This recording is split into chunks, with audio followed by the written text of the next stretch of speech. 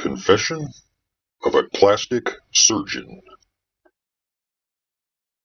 I suppose this is where I finally tell the truth, though truth, like the faces I craft, is something I've learned to reshape until it becomes palatable. You know my name, or rather you know the version of me I've allowed you to see. The smiling surgeon, the steady hands, the miracle worker who gave people their confidence back. I've heard it all. Artist, savior, even angel. I learned long ago not to correct them. People don't come to me for honesty. They come to be lied to beautifully. What they never understand is this. I don't fix people. I refine their insecurities. Every patient who walks into my office is already broken in a way that matters most. They believe something about themselves is unacceptable, and I encourage that belief. Gently, professionally, with charts, mirrors, and carefully chosen pauses. Have you ever noticed, I'll say, tilting their chin just enough for the light to betray them?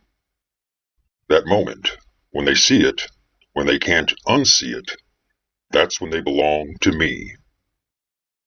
You'd think I'd feel something. Sympathy, perhaps. But the truth is far less flattering. I find them exhausting. Their neediness, their desperate hunger to be admired, to be envied. It's grotesque. They come to me pretending they want subtlety. But what they really want is transformation so undeniable it silences every room they enter. And yet they insist on calling it natural. So I give them what they deserve. Not perfection, never perfection. That would be the end of them, and of me. Instead, I give them almost. A nose just slightly over-rotated. Lips filled a fraction too much. A contour that looks flawless in photographs, but uncanny in motion. Tiny decisions, invisible to the untrained eye, but enough to plant a seed of dissatisfaction that will grow, slowly and persistently. They come back, of course. They always come back. At first, it's uncertainty. Something feels off. I nod sympathetically, already knowing exactly what I've done. I suggest a revision, a minor adjustment, a refinement of the refinement. And each time I move the goalpost just a little further away.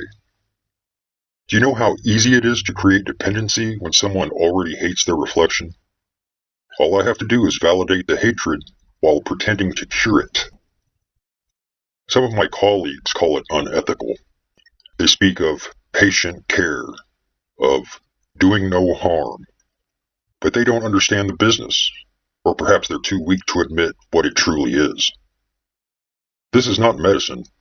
This is appetite. And I am the one who feeds it. I've left things behind, you know. Not carelessly, never carelessly, but deliberately. A suture laced in a way that creates subtle tension months later. A filler choice that metabolizes unevenly. Scar tissue encouraged rather than minimized. Nothing catastrophic. Nothing that could ever be traced back to intent. Just imperfections that whisper.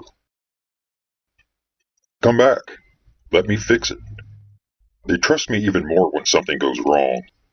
That's the irony. The worse they feel, the tighter they cling. I become the only one who can make it right. They defend me, recommend me, worship me. If they knew how I spoke about them after they left, how I mimic their voices, their anxieties, the way they stare at themselves like they're trying to peel their own skin off. But I suppose that's the real secret, isn't it? They're not so different from me. We both look at faces and see flaws first. The only difference is I know how to make those flaws permanent and profitable.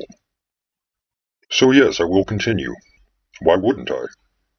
They line up outside my door, wallets open, insecurities on full display, begging to be sculpted into something they'll never quite reach. I don't need to force them back. I just need to make sure they never feel finished.